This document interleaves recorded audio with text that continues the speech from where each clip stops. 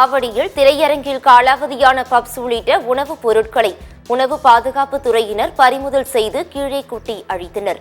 நேற்றிரவு இங்கு விற்பனை செய்யப்பட்ட முட்டை பப்ஸ் உள்ளிட்ட பொருட்கள் காலாவதியாகியதாக புகார் எழுந்தது. இதன் அடிப்படையில் போலீசார் மற்றும் உணவு பாதுகாப்பு துறையினர் சோதனை நடத்தி காலாவதியான உணவுப் பொருட்களை கீழே கொட்டி அழித்தனர்.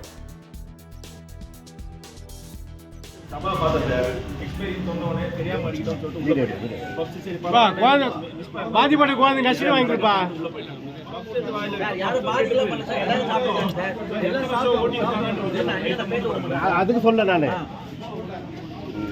டப்பா காட்டுங்க. டப்பா எங்கப்பா? எக்ஸ்போர்ட் டப்பா